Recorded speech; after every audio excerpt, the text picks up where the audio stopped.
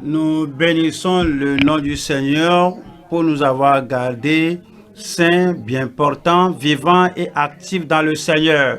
Je prie que quels que soient les défis dans la vie de quiconque ici, dans la famille ou bien dans la vie des enfants, je prie que le Seigneur accomplisse sa promesse de bonne santé, de la vie progressive au nom de Jésus-Christ. Prions ensemble.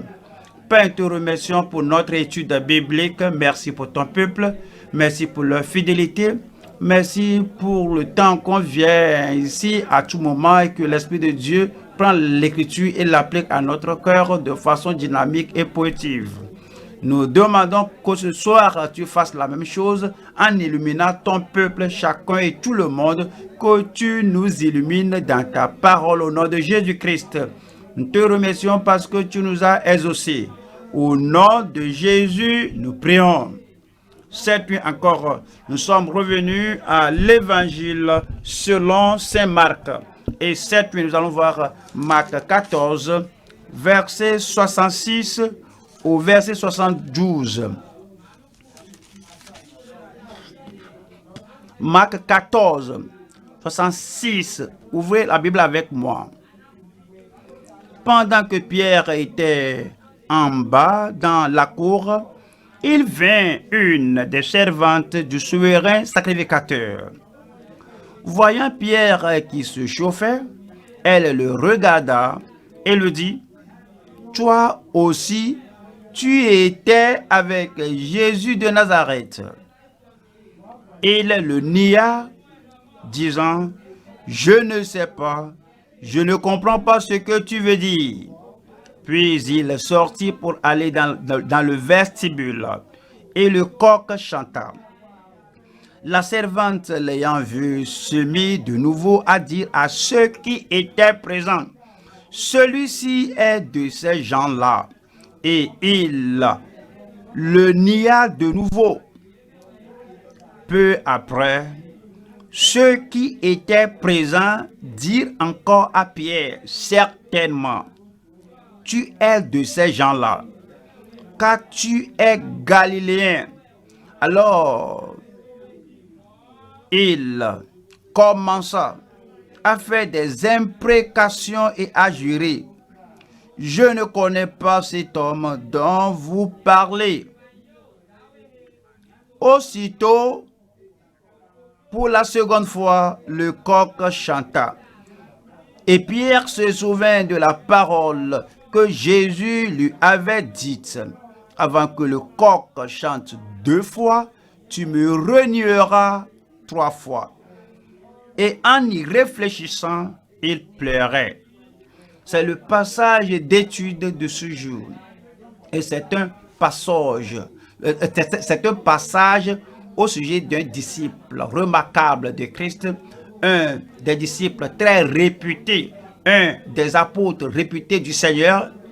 Et ils ont été avec le Seigneur tout ce temps-là, 3 ans et demi. Et le disciple là écoutait Jésus. Avant qu'il le suivait, le Seigneur et d'autres étaient venus, ils étaient 12. Et le Seigneur les a envoyés 2 à 2 pour prêcher la repentance. Vous savez bien que celui qui ne s'est pas repenti n'aura pas la commission, le devoir d'aller prêcher la parole. Le ministère de Jésus-Christ, d'aller parler aux autres et les amener à Christ. Non seulement ça, vous savez, vous vous rappelez bien, les grands miracles qu'ils ont fait, ils étaient allés 2 à 2, ils étaient revenus, ils ont rendu témoignage de ce qu'ils ont fait au travers du nom de Jésus-Christ. Tout ceci, c'était avant le calvaire, avant la croix. Vous vous rappelez bien, lorsque Jésus avait marché sur l'eau, Pierre a dit que si c'est toi, ordonne que je vienne à toi et que je le suive. Et Pierre étant sorti de la barque, a marché sur la mer. Tant de choses se sont produites, mais le Seigneur a averti Pierre que le temps viendra où lui sera trahi et il sera arrêté par les païens et par les pécheurs. Après cette trahison, Pierre renierait de connaître le Seigneur. Pierre a dit que pas moi, le Seigneur a dit, veillez, priez afin que vous ne tombiez pas dans la tentation. L'esprit est bien disposé, mais la chair est faible. Mais Pierre a toujours affirmé que s'il faut mourir avec lui, que lui ne va jamais renier le Seigneur. Et finalement, Christ était arrêté. Finalement, Christ était jugé. On a vu ce qui était arrivé dans l'Écriture. Ce que Jésus avait dit, et Pierre l'a contredit. Et dans sa confiance en soi-même, en lui-même, c'était accompli. Lorsqu'il a reconnu cela, étant sorti, il y réfléchit et il pleura amèrement. Et c'était des pleurs de repentance. Nous allons voir ce message sous le titre qui est le chemin descendant et le chemin ascendant d'un pèlerin chrétien. Nous allons faire usage de Pierre comme notre exemple. Nous allons faire usage de l'histoire de Pierre comme une nouvelle voie, comme un guide de comment les gens descendent de la grâce de Dieu et comment ils montent encore. Et si on parle toujours du côté ascendant, ce n'est pas complet. Pierre n'est pas resté dans cette conviction. Il y a un chemin descendant et un chemin ascendant du pèlerin chrétien. Vous voyez, nous allons voir ceci sous 3 points. Nous allons voir ceci sous 3 sous-titres. Premier point, le salut accordé et la vie de disciple en Christ. Cela parle du salut qui lui a été accordé, l'évidence qu'il était réellement né, de nouveau qu'il était un véritable enfant de Dieu. Il avait la grâce de Dieu dans sa vie et il marchait avec le Seigneur. Nous allons voir comment le Seigneur lui a accordé ce salut, comment il a continué dans la vie de disciple avec le Seigneur. Premier point, le salut accordé et la vie de disciple en Christ. Deuxième point, les étapes progressives au reniement de Christ. Les étapes progressives. Ouais, on a vu les étapes. La rétrogradation ne se produit pas n'importe comment. Ou bien, une fois par moment. Il y a des pas. Il y a des étapes pour parvenir au reniement de Christ. Les étapes progressives au reniement de Christ. 3. C'est la supplication gracieuse avec la dévotion en Christ. Ça, c'est la voie en haut. Maintenant, il a pris la voie en bas, la voie descendance. La supplication gracieuse avec la dévotion à Christ. Alors, au premier point, le salut accordé et la vie de disciple en Christ. Retournons à Marc, chapitre 14, verset 66. Pendant que Pierre était en bas dans la cour, vous allez vouloir savoir que si vous n'étiez pas étudiant de la Bible, vous allez dire que Pierre, et vous allez vouloir, il y a Pierre là-bas. Alors vous allez vouloir savoir qui est Pierre, quel privilège avait-il, quelle relation avait-il avec le Seigneur Jésus-Christ au départ. Voyons Marc chapitre 5. Alors vous allez comprendre que ce n'est pas la première fois qu'on rencontre Pierre. Et Jésus ne forçait personne de le suivre à l'exception de Pierre, Jacques et Jean. Donc vous allez voir comment Pierre était un favori de Christ, ensemble avec Jean et Jacques. Marc 8, 29. Et vous leur demanda-t-il, qui dites-vous que je suis? Pierre lui répondit, tu es le Christ. Lorsque les autres disaient que Jésus-Christ, il est comme Jérémie qui est revenu à la vie, c'est comme l'un des prophètes, peut-être Jean-Baptiste, mais Pierre l'a dit clairement et ouvertement. J'ai dit que Pierre a répondu, il a dit, Pierre lui répondit, tu es le Christ. Marc 9, verset 2. Marc 9, verset 2 dit, 6 jours après, Jésus prit avec lui Pierre. Ouais, il est toujours le premier à être mentionné. Après cela, il y a la mention des autres disciples et d'autres apôtres. Il était un meneur, un prophète, un disciple, un apôtre qui prend le devant. Il ne prend jamais le dernier banc. Il est toujours le premier au front. Et c'est dit, et Pierre, Jacques et Jean, et il les conduisit seuls à l'écart sur une haute montagne. Il fut transfiguré devant eux. Et c'est verset 3 dit, ces vêtements, cela parle au sujet de ce Pierre et Jacques et Jean, au sujet de Christ et Jésus-Christ, qu'ils ont bien regardé, contemplé. Ces vêtements devinrent resplendissants et d'une telle blancheur qu'il n'est pas de foulon sur la terre qui puisse blanchir ainsi. On va au chapitre 13, on va voir Pierre chapitre 13, Marc 13. Marc 13, versets 3 et 4. Il s'assit sur la montagne des Oliviers en face du temple et on voit ici, et Pierre, Jacques, Jean et André lui firent en particulier cette question. Verset 4 dit, dis-nous, c'est Pierre, Jean, Jacques, André. Rappelez-vous, Pierre est toujours le premier à mentionner si le nombre est 3 ou 4 ou bien 5. Pierre est le premier à être mentionné. Dis-nous, quand cela arrivera-t-il et à quel signe connaîtra-t-on que toutes ces choses vont s'accomplir? Comme Pierre est montré ici, comme Marc nous montre Pierre qu'il est, voilà 3 choses de Pierre. Alors ceci c'est pour affirmer, ceci c'est pour confirmer qu'il s'était repenti, avant ce temps-ci, de ce qu'on lit en Marc 13, non seulement qu'il s'était repenti, il a cru au Seigneur Jésus-Christ, non seulement ça, il a également affirmé, confirmé la révélation au sujet de Jésus-Christ, que Jésus est le Christ.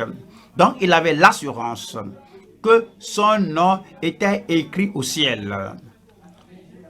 Bref, il est né de nouveau. Et voilà 3 choses. 1. La repentance et le salut de Pierre.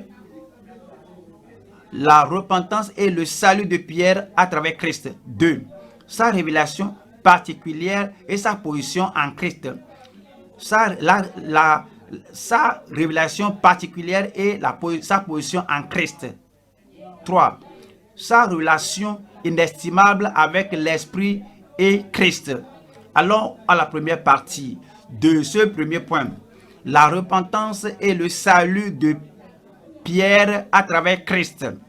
Nous voyons Luc chapitre 5, verset 8. 5, verset 8. Verset 8.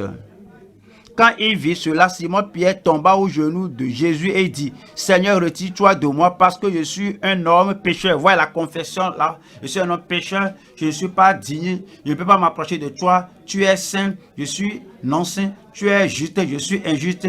Tu es saint, élevé, je suis en bas, je suis pécheur. Il a dit ici que je suis un homme pécheur. Verset 9 dit, car l'épouvante l'avait saisi, lui et tous ceux qui étaient avec lui à cause de la pêche qu'il avait faite. Verset 10. Il en était de même de Jacques et de Jean, fils de Zébédée, les associés de Simon, c'est-à-dire Simon-Pierre. Alors Jésus dit à Simon, ne crains point, désormais tu seras pêcheur d'hommes. Verset 11. Il a pris une décision de suivre le Seigneur. Et il a démontré, il a quitté sa profession et sa voie. Il a démontré sa repentance.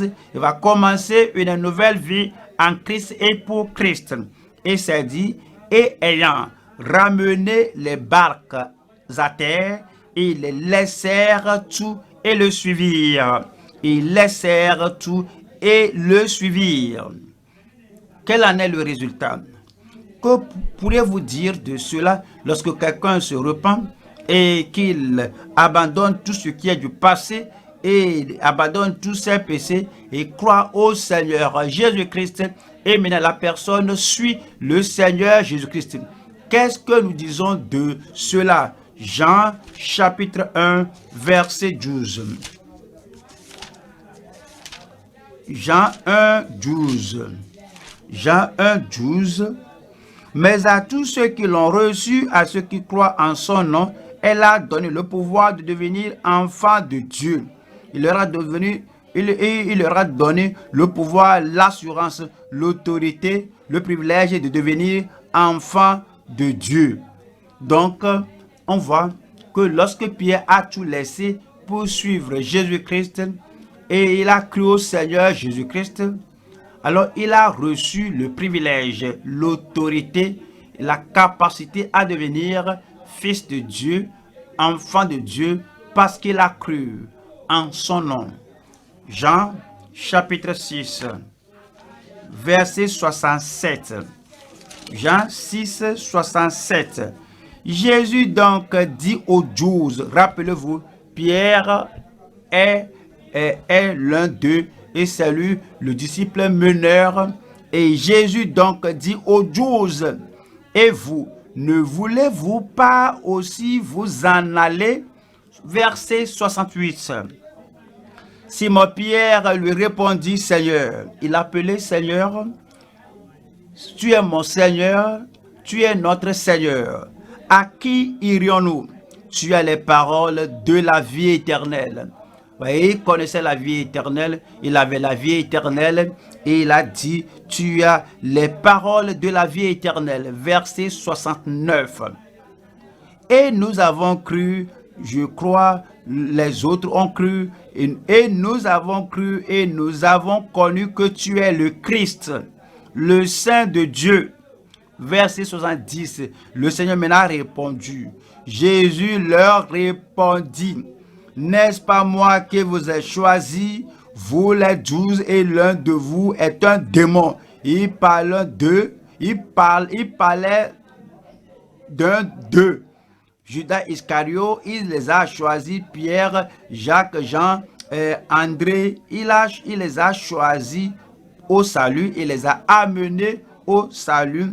Et maintenant, Luc va nous dire le résultat de ce choix. Luc 10,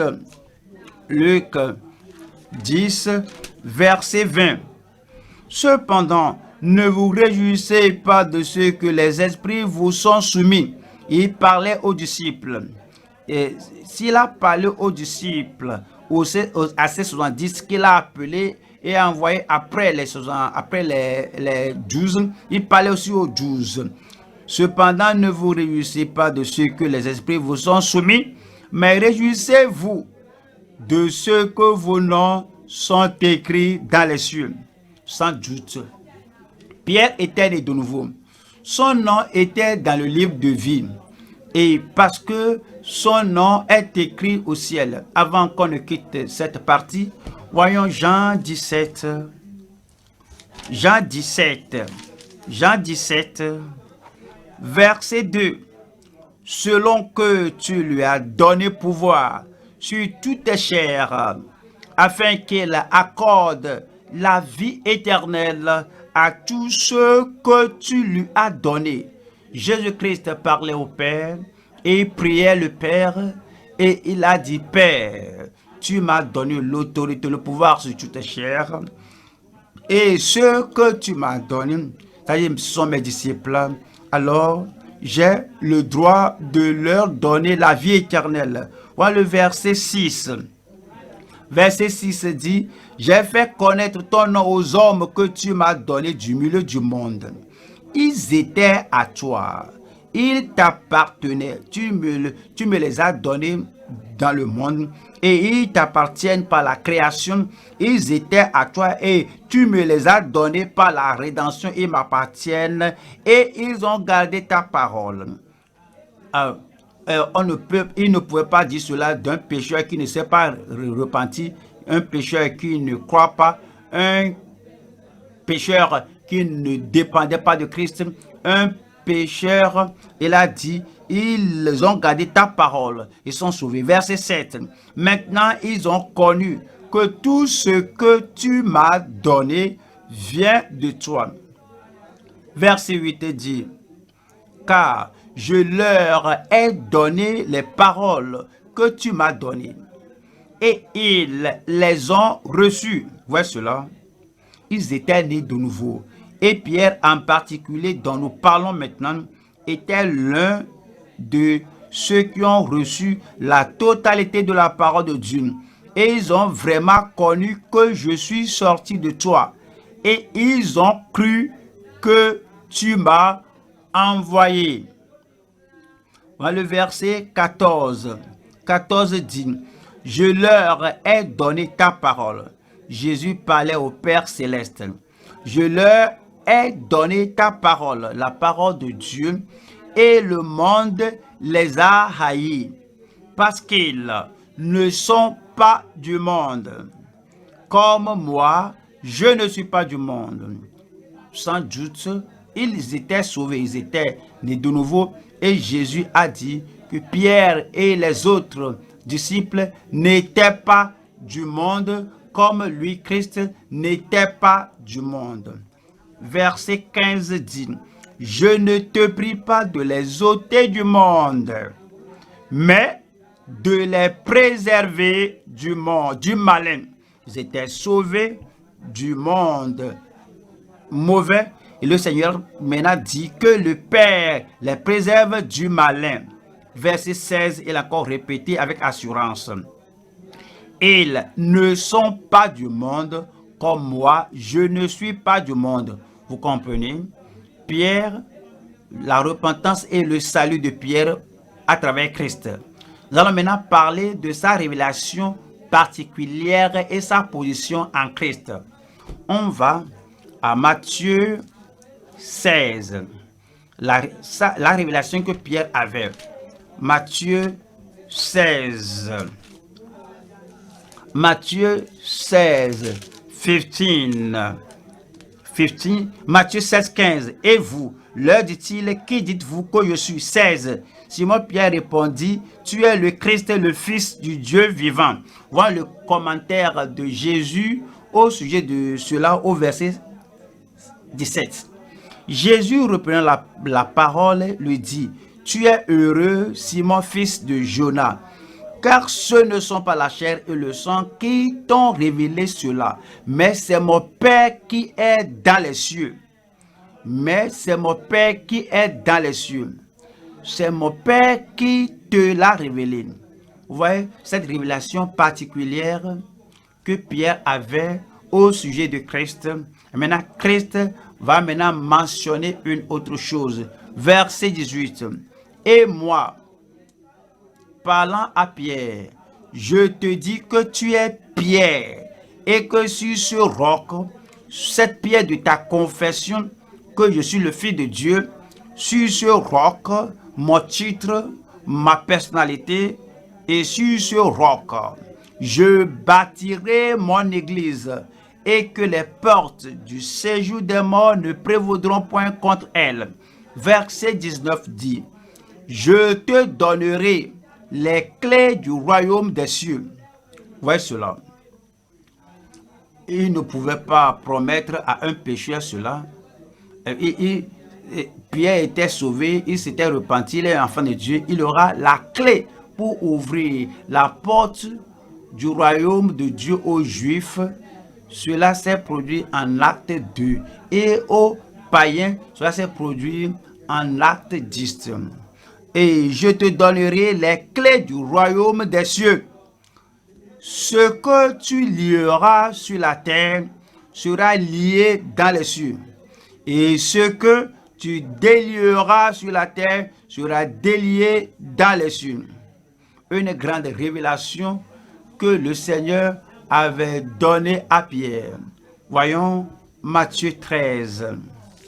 Matthieu 13. Verset 11. Matthieu 13, verset 1. Jésus leur répondit, parce qu'il vous a été donné à tous les apôtres, parce qu'il vous a parce qu'il vous a été donné tous les disciples, Pierre inclusivement, Pierre qui prenait le devant, et parce qu'il vous a été donné de connaître les mystères du royaume des cieux, et que ceux-là, les pharisiens, les pécheurs, et que cela ne leur a pas été donné. Verset 16 dit, mais heureux sont vos yeux, Pierre, Jacques, Jean et les autres, mais heureux sont vos yeux, les pharisiens, parce qu'ils voient, et vos oreilles, parce qu'elles entendent. 17. Je vous le dis en vérité, beaucoup de prophètes et de justes ont désiré voir ce que vous voyez et ne l'ont pas vu. Entendre ce que vous entendez et ne l'ont pas entendu. Tous les prophètes de l'Ancien Testament, les justes de l'Ancien Testament, ont désiré voir ce que Pierre et les autres apôtres voyaient et qu'ils n'ont pas vu. Ils aimeraient entendre ces choses, mais qu'ils n'ont pas entendu. Et puis, on a lu au sujet de la montagne de transfiguration, comment Jésus a pris Pierre, Jean et Jacques à la montagne de la transfiguration. Ils ont vu Moïse qui était mort des années des années avant cela. Ils ont vu Élie qui est allé au ciel sans la mort. Et allons à Luc 10. Luc 10, nous lisons le verset 20. Luc 10, 20. Cependant, ne vous réjouissez pas de ce que les esprits vous sont soumis, mais réjouissez-vous de ce que vos noms sont écrits dans les cieux. Verset 21.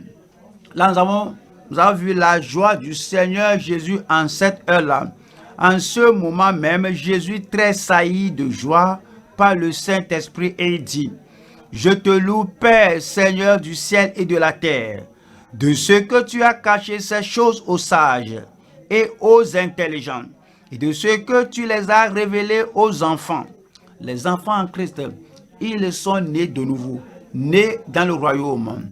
Tu as caché ces choses aux ceux qui sont sages, à ceux qui sont sages dans le monde, à ceux qui sont intelligents, des religieux intelligents, puissants, mais tu les as révélés aux enfants, Pierre et les autres apôtres. Oui, Père, je te loue de ce que tu l'as voulu ainsi. Verset 22. 22 dit, toutes choses m'ont été données par mon Père, et personne ne connaît qui est le Fils, si ce n'est le Père, ni qui est le Père, si ce n'est le Fils, et celui à qui le Fils veut le révéler. C'était le Seigneur qui s'était révélé à Pierre lorsqu'il a dit que tu es le Christ, le Fils du Dieu vivant. Verset 23. 23 dit, et se tournant vers les disciples, rappelez-vous, Pierre était là, et il leur dit en particulier, heureux les yeux qui voient ce que vous voyez. Verset 24. Car je vous dis que beaucoup de prophètes et de rois ont désiré voir ce que vous voyez et ne l'ont pas vu, entendre ce que vous entendez et ne l'ont pas entendu. Vous comprenez donc que Pierre était un enfant de Dieu authentique. Pierre était véritablement sauvé parce qu'il s'était repenti. Il avait le salut à travers Christ. Il avait la révélation particulière et une position particulière en Christ. Voyons maintenant sa relation. C'est-à-dire la relation inestimable de Pierre avec l'Esprit. Le Saint-Esprit est avec Christ. Voyons Jean 14, verset 16. Jean 14, verset 16. Alors le Seigneur parlait à ses disciples. Chaque fois nous parlons de Pierre. 16 dit, « Et moi, je prierai le Père, et il vous donnera un autre consolateur, afin qu'il demeure éternellement avec vous. » Et le verset 17 dit, « L'Esprit de vérité que le monde ne peut recevoir, parce qu'il ne le voit point et ne le connaît point, mais vous, attendez, vous le connaissez. » Le monde ne peut pas le voir, le monde ne peut pas le connaître, mais vous le connaissez. Cela fait une différence entre ses disciples et les gens du monde. Voyons la dernière partie. Mais vous le connaissez, car il demeure avec vous et il sera en vous. Pierre et le reste des disciples avaient la relation avec l'Esprit de Dieu et avec Christ. Et car il demeure avec vous et il sera en vous. Jean chapitre 15, verset 3. Jean 15, verset 3.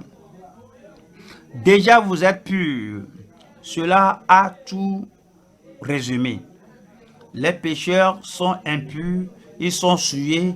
Les pécheurs sont sales, les pécheurs sont pécheurs. Mais il parlait à ses disciples, Pierre inclusivement. Déjà vous êtes purs à cause de la parole que je vous ai annoncée. Vous êtes purs au travers de la parole que je vous ai annoncée. Ouais, chapitre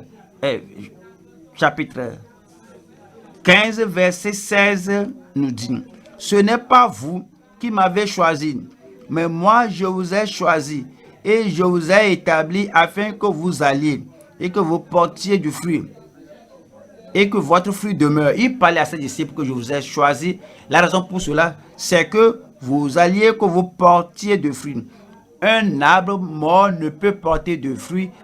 Ils sont revenus à la vie en Christ. Ils sont nés de nouveau. Ils ont la vie en Christ, la vie éternelle. Disant que lorsque je vous choisis, je vous donne la vie éternelle afin que la vie en vous porte de fruits et que votre fruit demeure.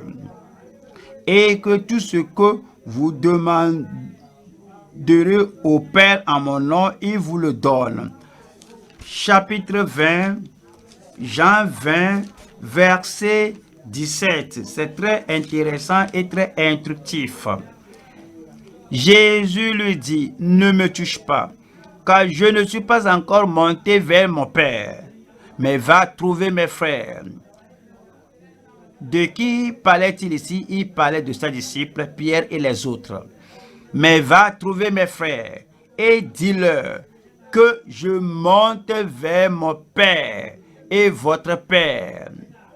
Je monte vers mon Père et votre Père, vers mon Dieu et votre Dieu. » Alors, c'est très clair et bien conclu que Pierre s'était repenti, que Pierre était sauvé, que Pierre n'était plus du monde, que Pierre avait une vie pure, que Pierre avait une révélation et son nom était écrit dans le livre de vie.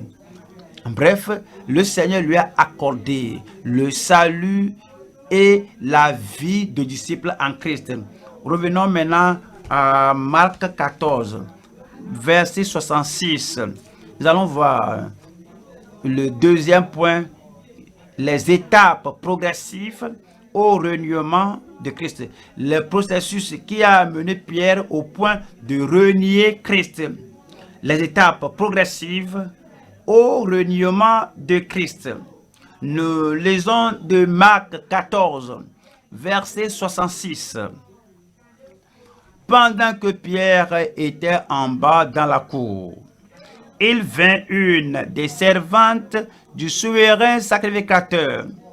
Voyant Pierre qui se chauffait, elle le regarda et lui dit, « Toi aussi, tu étais avec Jésus de Nazareth. » Il le nia, disant, « Je ne sais pas, je ne comprends pas ce que tu veux dire. » Puis il sortit pour aller dans le vestibule. Et le coq chanta. La servante, l'ayant vu, se mit de nouveau à dire à ceux qui étaient présents, celui-ci est de ces gens-là. Et il le nia de nouveau. Peu après, ceux qui étaient présents dirent encore à Pierre, certainement, tu es de ces gens-là, car tu es galiléen. Alors, il commença à faire des imprécations et à jurer, je ne connais pas cet homme dont vous parlez. Évidemment, vous pouvez dire, à partir du verset 69 à 71, que Pierre a renié Christ. Mais quels sont les pas qu'il a fait? Quelles sont les étapes? Alors vous vous rappelez bien, le Seigneur l'a mis en garde. Le Seigneur l'avait averti. Le Seigneur l'a alerté que ceci se produira. Mais Pierre avait la confiance en lui-même et il dit que cela ne peut jamais lui arriver. Cela ne peut jamais lui arriver, qu'il est prêt à aller avec lui-même en prison, même s'il faut qu'il meure avec le Seigneur, il est prêt. Le Seigneur l'a affirmé et le Seigneur a dit que veillez, priez afin que vous ne tombiez pas dans la tentation. Que l'esprit est bien disposé, mais la chair est faible. Pourquoi on étudie tout cela? Parce que déjà, nous avons dit que Pierre était sorti de la voie ascendante, il était venu à Christ. On connaît l'histoire. Lorsque vous lisez dans Actes des Apôtres, vous allez voir qu'il était devenu un apôtre puissant, un instrument puissant dans la main de Dieu. Pourquoi on considère les étapes progressives au rayonnement de Christ? Numéro 1, parce que c'est écrit dans la Bible. C'est écrit, c'est enregistré dans la parole de Dieu. Alors tout ce qui a été écrit l'a été pour notre instruction à nous qui sommes parvenus à la fin des temps. 2, afin que nous ne nous reposons pas dans l'habitude de Pierre pour avoir la confiance en nous-mêmes que rien ne peut nous arriver. Alors que nous sachions qu'il est la possibilité que celui qui est en flamme pour le Seigneur, celui qui s'est consacré pour le Seigneur et qui fait la course avec la puissance du Seigneur, c'est possible de ralentir, c'est possible de s'arrêter, c'est possible de retourner, c'est possible de renier, d'avoir connu Christ. Encore, c'est pour se rappeler les paroles du Seigneur lorsqu'il a dit que l'iniquité se sera accrue et la charité du plus grand nombre se refroidira. Donc, c'est pour empêcher votre amour, votre ferveur de se refroidir. C'est pourquoi on voit ce deuxième point qui est les étapes progressives au reniement de Christ. Numéro 1, la mise en garde non prise. On va voir Luc 22, 31, Luc 22, 31, Luc 22, 31. Le Seigneur dit, Simon, Simon, lorsque le Seigneur vous appelle 2 fois, prêtez attention parce que il va vous donner un message précieux et pesant. Lorsqu'il a appelé ce nom 2 fois là, Simon, Simon, Satan vous a réclamé pour vous cribler comme le froment. Verset 32. Mais j'ai prié pour toi, afin que ta foi ne défaille point. Et toi, quand tu seras revenu, quand tu seras converti, quand tu seras restauré, affermis tes frères. C'était la mise en garde que le Seigneur avait donnée à Pierre. Verset 33. Seigneur, lui dit Pierre, je suis prêt à aller avec toi et en prison et à la mort. 34. Et Jésus lui dit, Pierre, je te le dis, le coq ne chantera pas aujourd'hui que tu n'aies nié 3 fois de me connaître. Numéro 1, la mise en garde non prise était comme un avertissement non pris en compte. Il n'a pas prêté attention. 2, c'est la faiblesse non protégée. Il était faible, il n'a pas protégé cette faiblesse. Il devait protéger sa faiblesse. Si tu connais la faiblesse, ce que tu as dans ta vie personnelle, si tu as une faiblesse dans tes émotions, tu connais ta faiblesse dans la chair, tu connais ta faiblesse dans la prière, tu connais ta faiblesse de tenir ferme, tu ne peux pas tenir ferme. Si tu sais, tu connais ta faiblesse, lorsque tu es avec les incroyants, avec ta famille, si tu connais ta faiblesse, lorsque tu es avec tes anciens ennemis, tes anciens amis, protège cette faiblesse. 2 pour Pierre, la faiblesse non protégée. Matthieu, chapitre 26, verset 40. Et il vint vers les disciples qu'il trouva endormis et dit à Pierre, vous n'avez donc pu veiller 1 heure avec moi? Verset 41. Veillez et priez, afin que vous ne tombiez pas dans la tentation.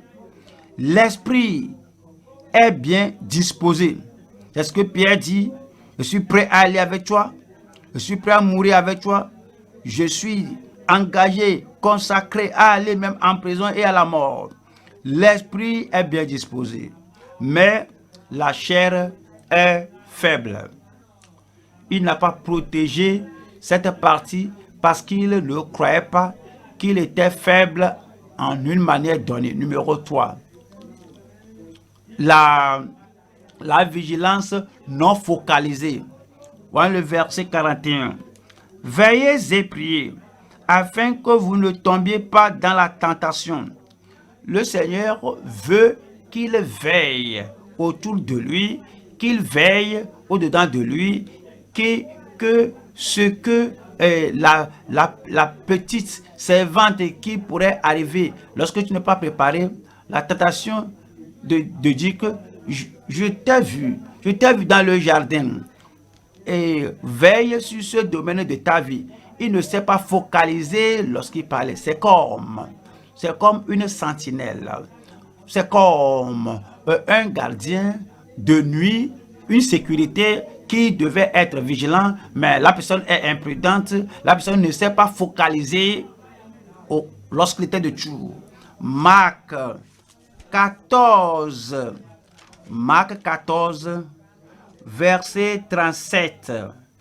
Et il vint vers les disciples qu'il trouva endormis, et il dit à Pierre, rappelez-vous, il a doigté Pierre, et il a dit que tu dois veiller. Il t'a dit que quelque chose va arriver, tu dois prier pour cela. Et il dit à Pierre, Simon, tu dors, tu n'as pu veiller 1 heure. Verset 38. 38 dit, veillez et priez, afin que vous ne tombiez pas en tentation. L'esprit est bien disposé, mais la chair est faible. Numéro 1, la mise en garde non prise. 2, la faiblesse non protégée. 3, la vigilance non focalisée. Numéro 4, l'arme non scripturaire. L'arme non scripturaire. Jean chapitre 18, verset 10. Comme ils sont venus arrêter le Seigneur Jésus-Christ, Pierre s'est rappelé qu'il avait dit qu'il était prêt, qu'il veut tout faire, il allait tout faire pour défendre son Seigneur. Mais voyons ceci, Simon Pierre, qui avait une épée, la tira, frappa le serviteur du souverain sacrificateur et lui coupa l'oreille droite. Ce serviteur s'appelait Malchus. Verset 11. Jésus dit à Pierre, remets ton épée dans le fourreau. Ne boirai-je pas la coupe que le Père m'a donnée à boire? Son arme était non scripturaire. Son arme n'était pas spirituelle. Il allait combattre comme les gens du monde. Et cependant, Jésus a dit qu'ils ne sont pas du monde comme lui n'est pas du monde. Lorsque nous faisons face à la tentation, lorsqu'on est confronté aux épreuves, lorsqu'on se voit à la croisée du chemin, lorsqu'on est coincé, le Seigneur nous rappelle d'éviter les étapes qui mènent à l'escapement en descendant. Alors Pierre ne doit pas faire usage des armes du monde pour mener une bataille spirituelle. Non seulement ça, numéro 5, marcher dans la chair. Enfin, il n'a pas... marcher faiblement. Verset 58. Pierre suivait, marchait, mais il n'était pas courageux, il ne s'est pas approché de Christ. Déjà, il se retirait. Lorsque dans notre vie, nous marchons avec Christ, mais de très loin, et on n'est pas agile à venir vite dans le service du Seigneur, on suit, mais on n'est plus actif, on n'a pas rétrogradé, on n'a pas réuni le Seigneur, mais en prière, on le suit de loin, dans la communion, au programme, on suit de très loin, en lisant la parole de Dieu. Alors, on n'a pas à écouter la parole de Dieu, on n'a pas la joie, le rafraîchissement qu'on recevait, et sortir pour évangéliser, on le fait, mais on est ralentissant. Amen. On voit Jésus et on ne suivait plus les traces du Seigneur comme on le faisait auparavant, empressé, très enthousiasme, et le premier amour n'est plus, le premier amour s'évapore, maintenant on suit de loin. Alors on n'est plus courageux, on n'est plus fort, on n'est plus ferme, on n'est plus focalisé. C'est ce qui était arrivé à Pierre. Il suivait, mais Pierre le suivait de loin jusqu'au lieu de la maison du souverain sacrificateur. Et lorsqu'il s'était assis avec les serviteurs, alors Pierre, pour voir la fin, il n'a pas cru que tout et il ne sait pas, il est allé pour tout voir. Et voyons Jean 18, verset 18. Alors, il allait se chauffer parce que c'était l'hiver. C'était un moment de fraîcheur. Il désirait se chauffer. Mais son réchauffement était insensé. Se réchauffer avec les serviteurs des persécuteurs n'est pas sage. Toujours étranger, lorsque nous restons avec les gens du monde, nous sommes avec eux, on n'a pas le même but, on n'a pas le même objectif, on n'a pas le même projet, on n'a pas le même plan, on n'a pas la même destinée.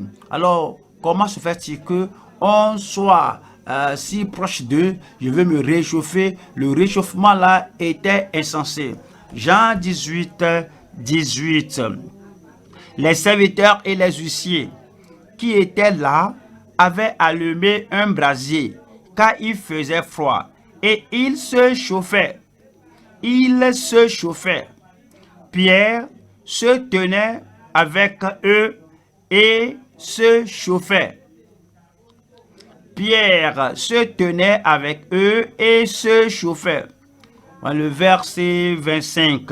Verset 25 dit: Simon-Pierre était là et se chauffait.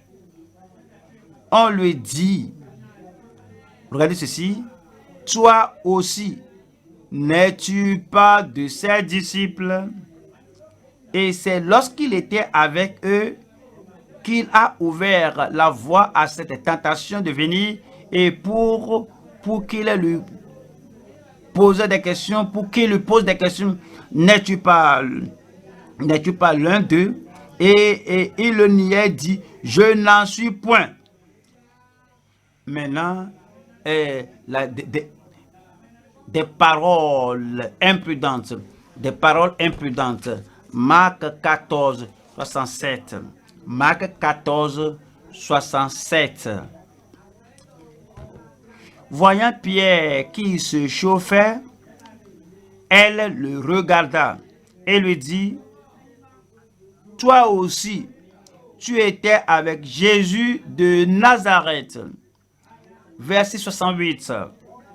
Il le nia, disant, je ne sais pas, je ne comprends pas ce que tu veux dire. Il a dit, de quoi parles-tu? Qu'est-ce que tu dis toi là? Est-ce que puis-je te comprendre? Est-ce que je t'ai bien entendu? Je n'ai même pas compris ce que tu dis. Et moi, je ne connais pas l'homme dont tu parles. Puis sortit pour aller dans le vestibule. Et le coq chanta. Des paroles imprudentes. Ouais, il n'a pas bien pesé ses paroles.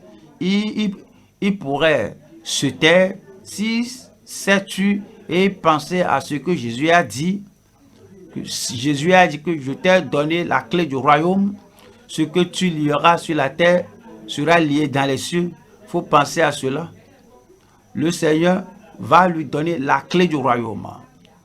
Et il devait ouvrir la porte aux païens et aux juifs. S'il pense à cela, il faut seulement se taire et méditer sur le fait que Jésus a dit que je mourrai et puis je serai enseveli. Et le troisième jour, je ressusciterai. Pourquoi ne pas te taire? Pourquoi ne pas se taire? Alors, il faut veiller sur vos paroles et garder la parole de Dieu dans votre cœur. Et lorsque je serai ressuscité, je serai en vie, je vous raconterai à Galilée. Alors, gardez ce qui est dit. Si Pierre pensait à ce que Jésus disait, il ne serait pas facilement pris à ce piège de renier le Seigneur. Ce sont des paroles imprudentes. Et le 8, c'est un ébranlement inattendu. Et Marc 14, 69. La servante l'ayant vu se mit de nouveau a dit à ceux qui étaient présents, celui-ci est de ces gens-là. Et il le nia de nouveau. Un ébranlement inattendu. Ou bien un vacillement inattendu. Jacques et Jean seraient surpris. Ouais, même Malchus, le serviteur du souverain sacrificateur à qui Pierre a emporté l'oreille droite. Ouais, un homme courageux de telle manière, Malchus serait surpris que Pierre pouvait renier le Seigneur à ce temps-ci. Et tous les gens qui connaissaient Pierre, comment il sautait, il allait par-ci par-là, comment il sautait de la barque pour tomber sur la mer. Alors que ce que Pierre criait, Christ peut faire, je peux faire maintenant, c'est un ébranlement inattendu. Maintenant, numéro 9, ça c'est une rébellion incroyable. Verset 70. Peu après, ceux qui étaient présents dirent encore à Pierre, certainement tu es de ces gens-là, car tu es galiléen. Alors, et 71 dit, alors il commença à faire des imprécations. Vous savez, maintenant, il est obstiné, une obstination incroyable, et que je ne connais pas l'homme là. Même si moi je l'ai une fois connu, si moi j'ai jamais suivi cet homme-là, et il a fait des imprécations, il a juré, disant que je ne connais pas cet homme dont vous parlez. C'est une obstination incroyable. Rappelez-vous, le Seigneur nous avertit de ne pas doigter Pierre pour l'accuser. Cela peut nous arriver si nous ne prenons pas au sérieux la mise en garde du Seigneur et de la parole de Dieu, si nous ne protégeons pas les domaines de faiblesse dans nos vies. Avez-vous un domaine de faiblesse en vous? Pensez-y, que le Saint-Esprit vous le doite. David avait un domaine de faiblesse dans sa vie. Samson avait un domaine de faiblesse dans sa vie. Salomon avait un domaine de faiblesse dans sa vie. Les apôtres, un apôtre meneur comme Pierre avait un domaine de faiblesse dans sa vie. Vous avez un domaine de faiblesse dans votre vie. Protégez le domaine de faiblesse.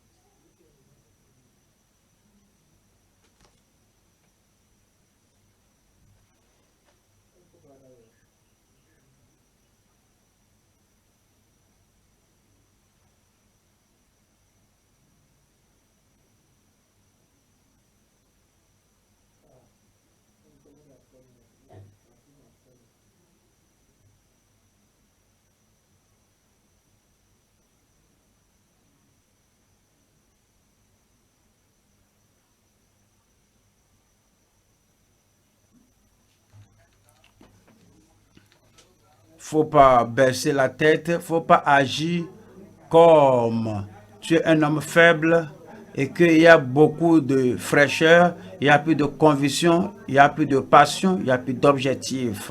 Il faut marcher comme un homme, il faut parler comme un homme, il faut agir comme un homme, résister au diable comme un homme, que votre marche soit courageuse et quand il vous faut vous réchauffer, il y a des gens qui vont au gymnase, je dois être en forme, ils vont ici, ils vont à la coiffure, au salon de coiffure, quand les gens parlent, ils veulent parler comme eux, ils discutent avec eux, ils plaisantent comme eux, et au salon de coiffure, et puis, il ne faut pas faire cela.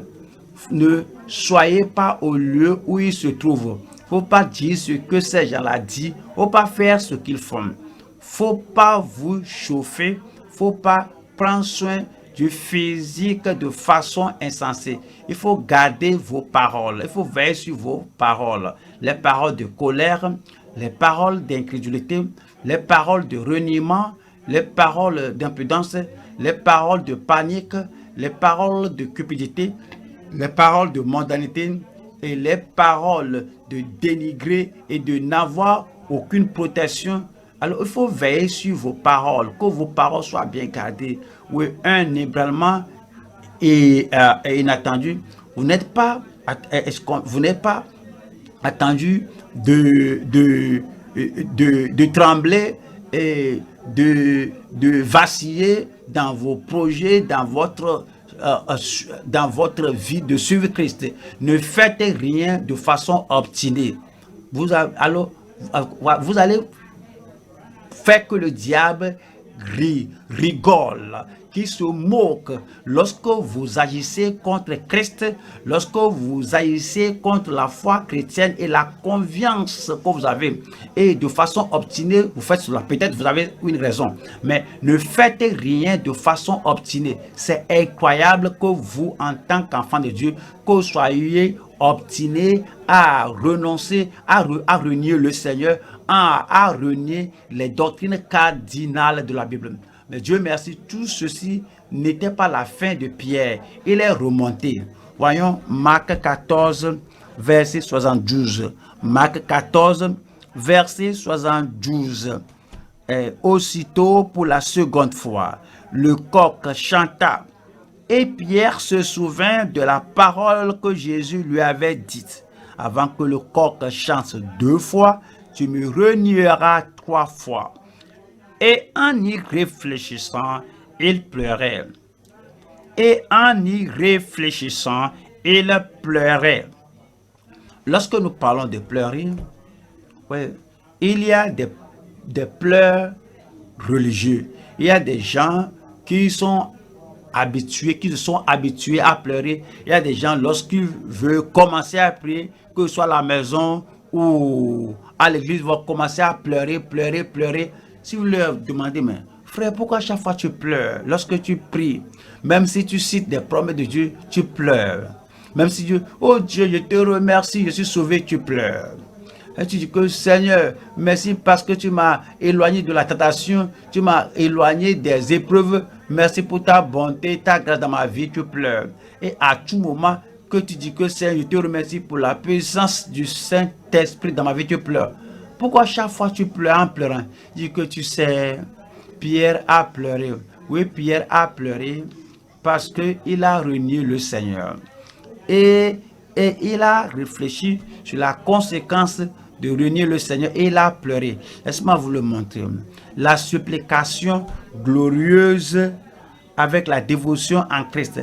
La supplication glorieuse avec la dévotion en Christ. Nous allons voir 3 domaines ici. Nous allons parler de pleurs. Numéro 1, le rejet lorsque les hypocrites pleurent. Le rejet lorsque les hypocrites pleurent.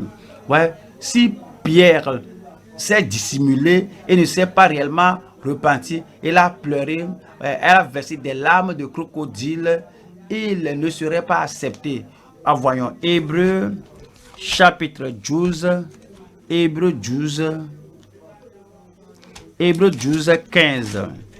Hébreux 12, 15. Veillez à ce que personne ne se prive de la grâce de Dieu, à ce qu'aucune racine d'amertume poussant des rejetons ne produise du trouble et que plusieurs n'en soient infectés. Verset 16. À ce qu'il est ni débauché, ni profane, comme Ésaü, qui pour un mets vendit son droit d'aînesse. 17. Vous savez que plus tard, voulant obtenir la bénédiction, il fut rejeté, quoiqu'il les sollicité avec l'âme, car il ne put amener son père à changer de sentiment. Oui, il a pleuré et il n'a même pas regretté il ne s'est pas repenti d'avoir vendu ses droits d'aînesse.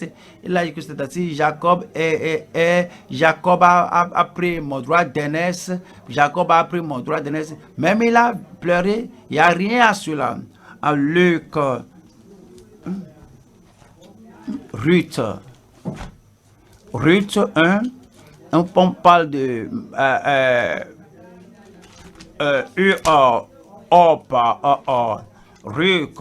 Ruth 1, verset 14.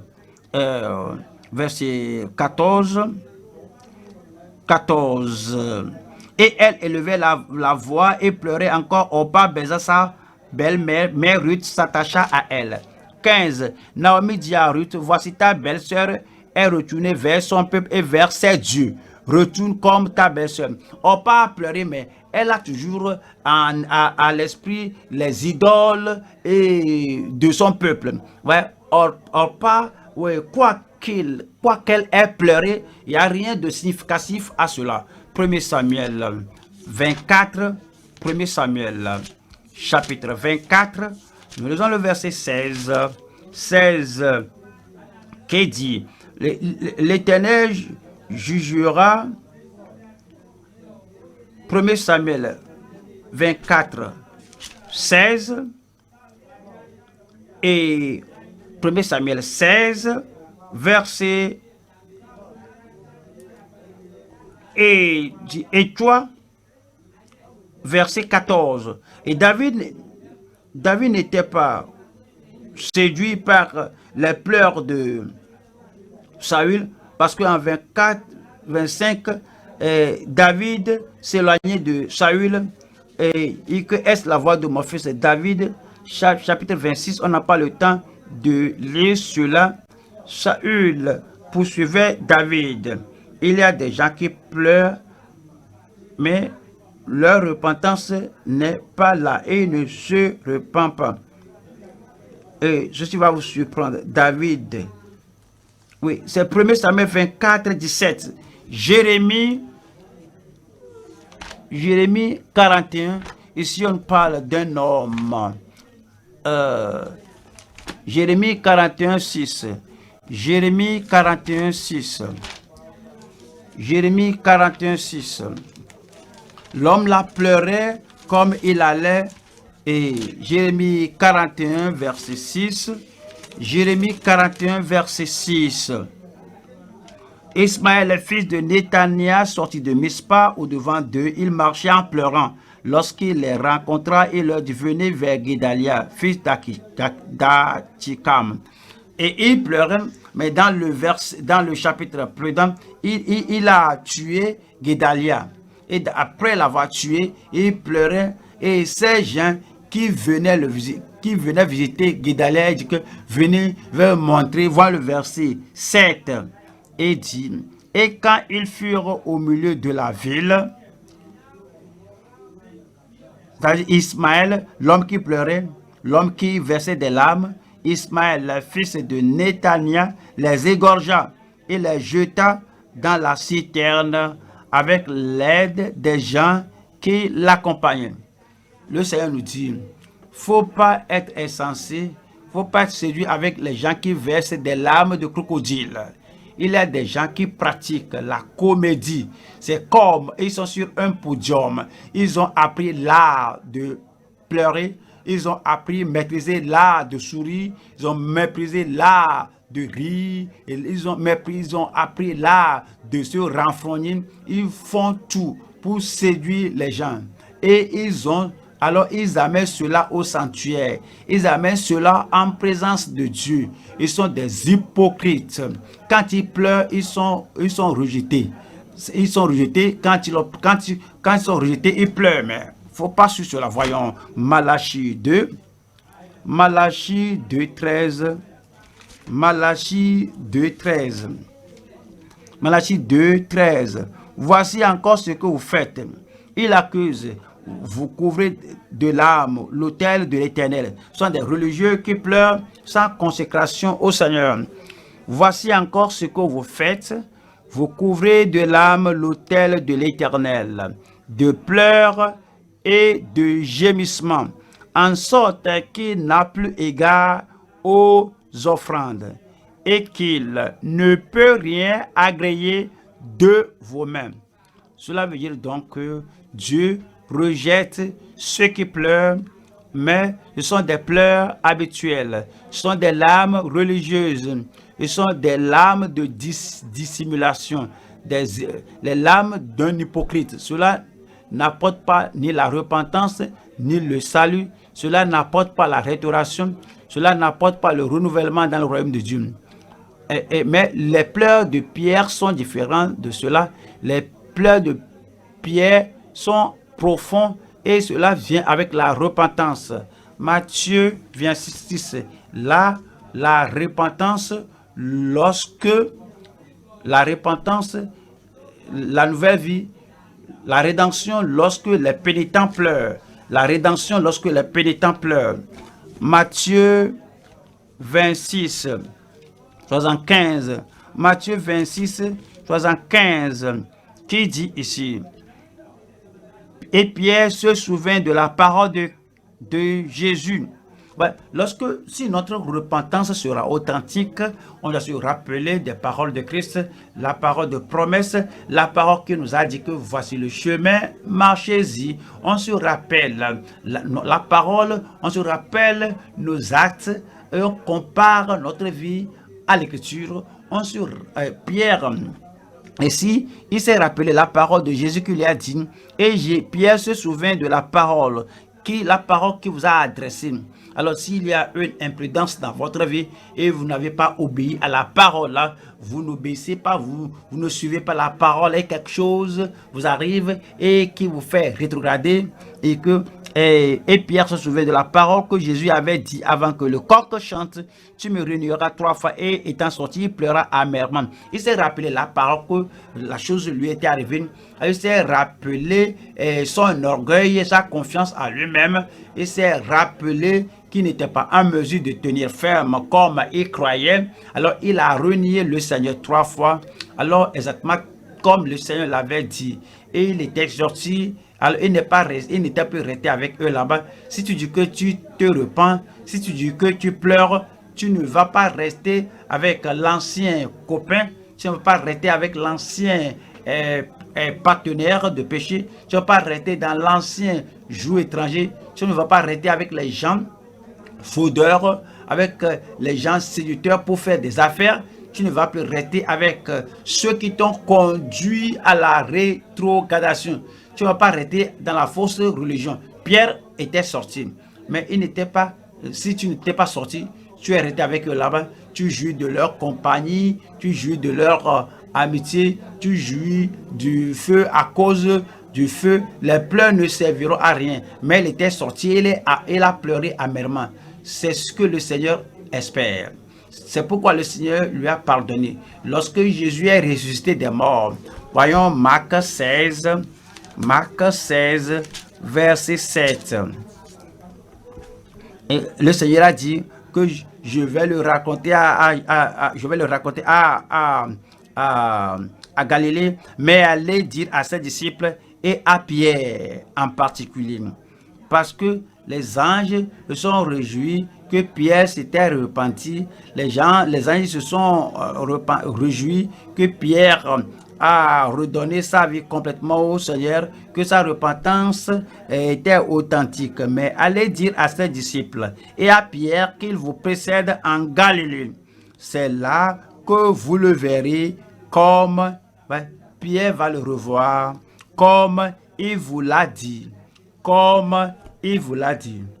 C'est ainsi que vient la rédemption, c'est ainsi que vient la restauration, c'est ainsi que vient la joie du salut de nouveau. Et voyons ceci en Jean 21, verset 15. Jean 21, verset 15. Jean 21, verset 15. Après qu'il eut mangé, Jésus dit à Simon-Pierre, il a parlé avec lui, il l'a accepté, il l'a restauré. Alors il veut maintenant que Pierre confirme et affirme pour que la confession maintenant efface totalement la condamnation de ce qu'il avait fait. Après qu'il eut mangé, Jésus dit à Simon-Pierre, Simon, fils de Jonas, m'aimes-tu plus que ne m'aiment ceux-ci? Il lui répondit, oui Seigneur, tu sais que je t'aime. Jésus lui dit, paie mes agneaux. Il lui a donné l'œuvre de nouveau. Au commencement, il lui a donné l'œuvre, suivez-moi, je ferai pêcheur d'hommes. Alors, il lui a donné encore l'œuvre de nouveau, que paie mes agneaux. Numéro 3 maintenant, la restauration lorsque les sacrificateurs et le peuple pleurent. La restauration lorsque les sacrificateurs et le peuple pleurent. Joël 2, voici le commandement du Seigneur lui-même. En Joël 2, Joël chapitre 2, verset 12. Maintenant encore, dit l'Éternel, revenez à moi de tout votre cœur. C'est la parole du Seigneur. Avec des jeûnes, c'est la parole du Seigneur. Avec des pleurs et des lamentations. Donc, pleurer en pleurant, si c'est habituel, si ce n'est que pour la religion, si cela provient d'un cœur brisé, si cela provient d'une véritable conviction, si cela provient de quelque chose qui était spirituellement mort dans votre vie, vous pleurez, c'est dans votre église, dans votre famille, dans l'église locale, vous voulez ramener la chose là à la vie, vous êtes brisé, contrit, vous pleurez devant le Seigneur. Alors, si c'est inspiré par l'Esprit de Dieu, ça c'est bon. Parce que Dieu lui-même dit que le Seigneur a dit que revenez à moi de tout votre cœur avec des jeûnes, avec des pleurs et des lamentations. Et puis il nous a dit, verset 13, verset 13 dit, déchirez vos cœurs et non vos vêtements. Alors, ce n'est pas une chose extérieure. Alors, vous avez brisé dans le cœur, vous avez brisé dans l'esprit. Et revenez à l'Éternel, votre Dieu. Il y a la repentance. Vous revenez à l'Éternel, votre Dieu, quel que soit ce que vous avez ôté de l'autel de la consécration, vous ramenez cela à l'autel de consécration. Et revenez à l'Éternel, votre Dieu, car il est compatissant et miséricordieux, lent à la colère et riche en bonté. Et il se repent des mots qu'il envoie. Et il se repent des mots qu'il envoie. Quel qui sera le résultat? Voilà le verset 21. Terre ne craint pas. Après la prière là, terre ne craint pas. Après la repentance, après ces larmes versées, après le cœur brisé, terre ne craint pas. Sois dans l'allégresse et réjouis-toi, car l'Éternel fait de grandes choses. Car l'Éternel fait de grandes choses. Après, quand on revient au Seigneur avec la pénitence, la repentance, les pleurs, les larmes, avec l'angoisse parce qu'on n'a pas bien fait, parce qu'on n'est pas allé à la bonne direction, c'est que quand on prie comme ça, terre ne craint pas, sois dans l'allégresse et réjouis-toi, car l'Éternel fait de grandes choses. Verset 25 dit: je vous remplacerai les années qu'ont dévoré la sauterelle, le gélec, le hasil et le gazam, ma grande armée que j'avais envoyée contre vous. Non seulement ça, il y aura les bénédictions physiques, les bénédictions matérielles, les bénédictions domestiques, les bénédictions au niveau national, les bénédictions dans votre corps, il y aura la guérison, il y aura la délivrance. Et verset 28 dit: après cela, je répandrai mon esprit sur toute chair. Rappelez-vous, on vient du verset 12.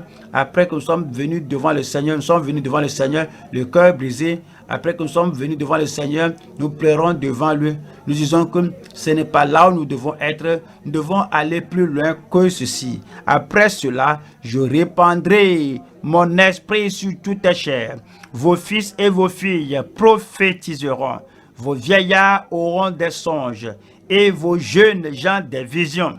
Verset 29. Même sur les serviteurs et sur les servantes, dans ces jours-là, je répandrai mon esprit. Je répandrai mon esprit. Et puis il nous dit au verset 32. 32 dit, cela nous dit que ce qu'il va continuer de faire. Alors, quiconque invoquera le nom de l'Éternel sera sauvé. Alors quiconque invoquera le nom de l'Éternel sera sauvé. Lorsque nous venons devant le Seigneur, comme Pierre était venu devant le Seigneur, il a vu là où il a chuté, il a vu là où il a renié le Seigneur, il ne veut pas arrêter dans cet état-là, il a pleuré devant le Seigneur, il s'est angoissé et compris, ouais, Dieu va vous exaucer, Dieu va exaucer vos pleurs. Si vous êtes lié, il va vous délivrer. Si vous êtes opprimé, il va vous affranchir. Si vous êtes malade, il va vous guérir. Si vous rétrogradez, il va vous restaurer. Si vous êtes malade, fortifié, faible, il va vous fortifier. Si vous êtes sauvé, il va vous sanctifier. Si vous êtes sanctifié, il va vous baptiser, il vous remplir du Saint-Esprit. Si vous êtes rempli du Saint-Esprit, il vous donnera les dons de l'Esprit. Il y aura l'abondance dans votre vie. Alors, l'opprobre sera ôté de votre vie.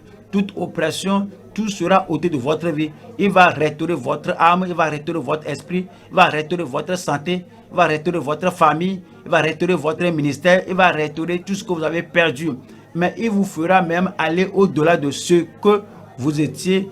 C'est parce que il y aura la délivrance. C'est dit qu'il y aura la délivrance.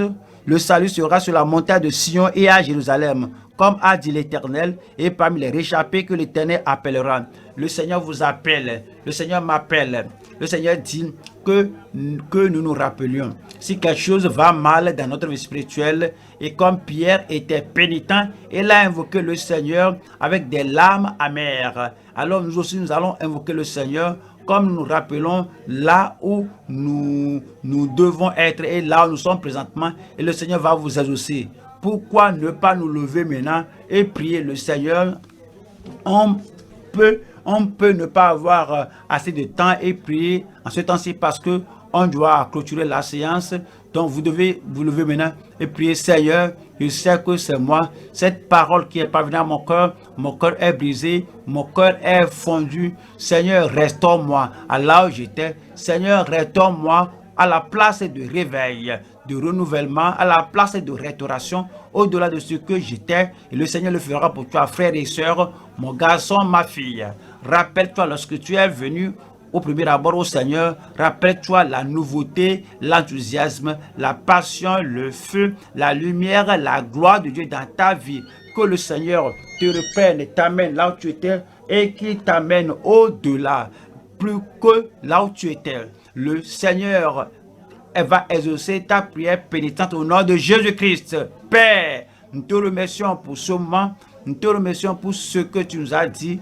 Nous te remercions pour la parole de Dieu qui est très claire et très claire ici. Pierre t'a connu auparavant, mais après tout, il était allé dans la voie descendante, mais il n'est pas arrêté là-bas. Il a pleuré, il a prié et tu l'as reçu et tu l'as restauré. Seigneur, nous prions que chacun de nous, comme nous venons devant toi maintenant, d'une façon définie, et nous voyons nos voix, nous pensons à notre vie, nous pensons à tout ce que nous avons entendu et nous comparons tout à notre vie et nos cœurs contrits, brisés, comme on prie un à un, on te prie, on t'invoque d'un cœur brisé, d'un cœur contrit, même en pleurant. Si c'est inspiré de faire cela, Seigneur, je prie que tu exauces leur prière, restaure la rétrogradation, le rétrograde et sauve le pécheur, sanctifie le croyant et remplis du Saint-Esprit ceux qui sont sanctifiés et fais-nous avancer, fais-nous récupérer tout ce que nous avons perdu.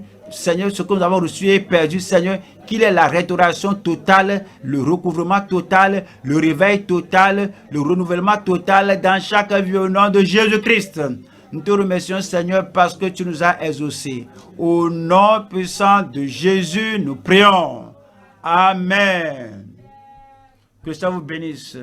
Continuez la prière et le Seigneur va restaurer chacun de nous à ce que nous étions et au-delà de ce que nous avons. Puisse le Seigneur vous bénir.